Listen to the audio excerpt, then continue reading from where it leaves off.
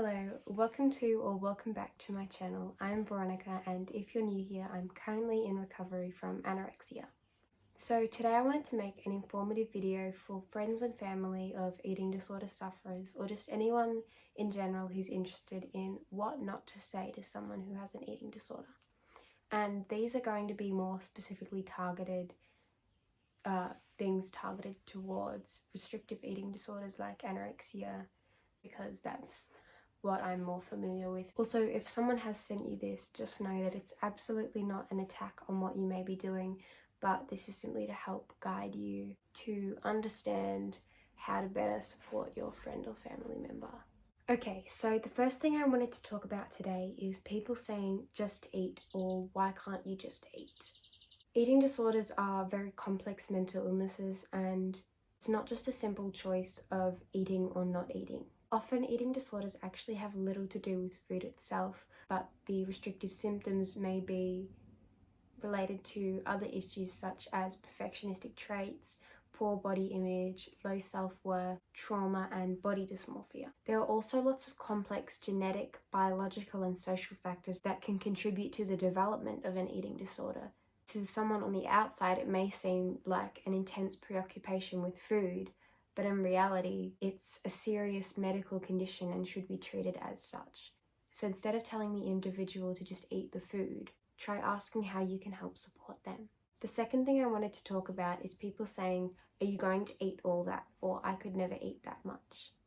People specifically in recovery from restrictive eating disorders require a lot more nutrition than people who haven't gone periods of restriction, as something known as extreme hunger often occurs, which is when the body believes it's going to be put in another self-induced famine, and it's sort of afraid that the food will stop coming in. So the person can feel like a bottomless pit, and they can feel like they just have to eat and eat and eat because their body has sort of lost a sense of trust in the person's ability to provide nutrients to themselves. This is also just an unhelpful thing to say because people with eating disorders can often be hyper aware of what they are eating. Number 3, you look so much better or you look so much healthier.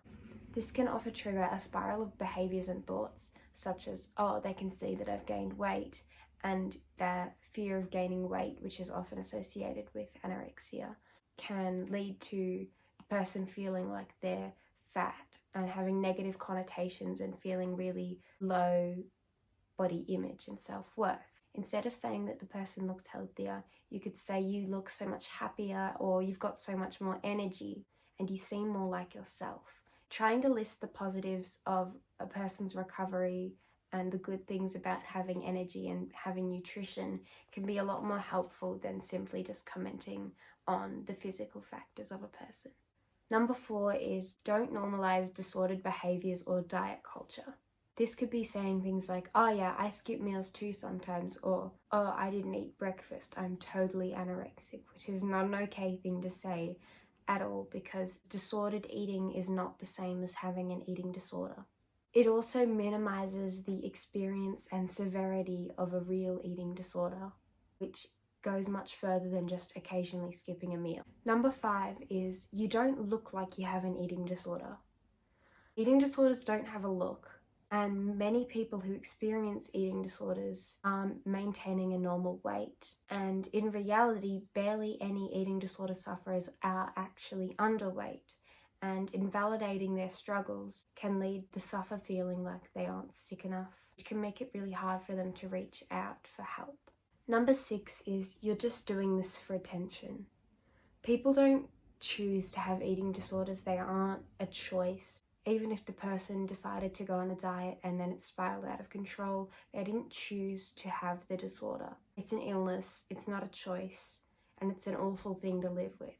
The person will probably feel guilty for how the disorder has affected relationships with friends and family. So telling them that they're only doing this for attention can really lower self-worth even further, especially when someone with an eating disorder is already struggling with low self-esteem. Number 7 is, why is recovery taking you so long? In reality, recovery looks completely different for everyone, and it takes an average of 2 years for a person to recover from an eating disorder. And the person is going to need a lot of time because eating disorders often develop very slowly and then escalate really quickly. But diet culture has normalized lots of behaviors, so trying to break out of these habits that a person might have been living with for years can be really difficult. It's also a lot better to recover quickly, and you can't recover too fast. And recovery is not a linear process. It looks completely different every day and it looks different for everyone. So don't feel bad if recovery has taken you a long time or it didn't take you too long. Recovery is a difficult process, but it's always worth it. Number 8 is I ate way too much, or I shouldn't have eaten all that. Comments like these can trigger invalidating thoughts and bring up feelings of guilt, especially if the person with the disorder has eaten more than you, and it's likely they're already battling thousands of eating disordered thoughts. They just don't need the extra food guilt that diet culture has normalized. Lastly, I have, don't make a point of what the person is eating or the food in general, especially during meal times. Again, commenting on portion sizes or pointing out what the person is eating can often make the person hyperfixate on the food, which is something we try to avoid during the process of recovery, because thinking constantly about the food can make it so much harder to actually eat it. I've found personally that during meal times, if someone comments on the food I'm eating, it makes me really uncomfortable because I'm trying not to think about the food that I'm trying to eat. However, this might be completely different for other people. This is just from my personal experience. So if you are unsure of what to say, it's best to ask the person how you can help support them. That's it for this video. Thank you so much for watching, and if you found it helpful, please give it a like and subscribe, and I'll see you in the next one. Bye!